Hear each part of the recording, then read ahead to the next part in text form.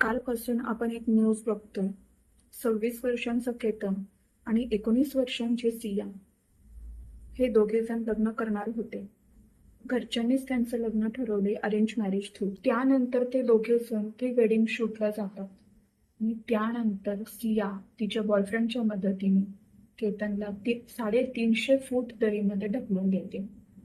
यामध्ये सर्वात शॉकिंग गोष्ट ही आहे की सियाला लग्नच करायचं नव्हतं.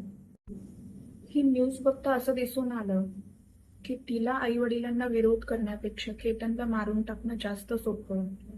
किती शॉकिंग न्यूज आहे ना.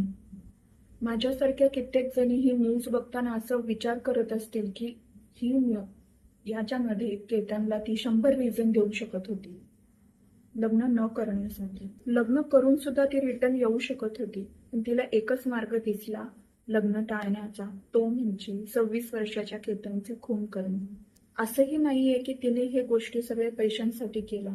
त्या मुलाकडे पैसा होता, तो दिसायलाही चांगला होता, त्याच्याकडे शिक्षणही होतं आणि महत्वाचं म्हणजे हे सगळेजण एकमेकांचे खूप जवळचे नातेवाईक होते.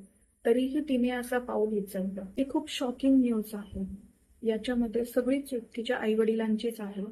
तुमची मुलगी जर तुम्हाला नाही बोलू शकत नाहीये आणि त्या नाही बोलण्यापेक्षा तिला जर कोणाचा तरी खून करणं हे जास्त महत्वाचं वाटतंय आणि तेव्हा ते जास्त सोपं वाटतंय, तर याच्यासाठी खराब गोष्ट तुमच्यासाठी काहीच नाहीये.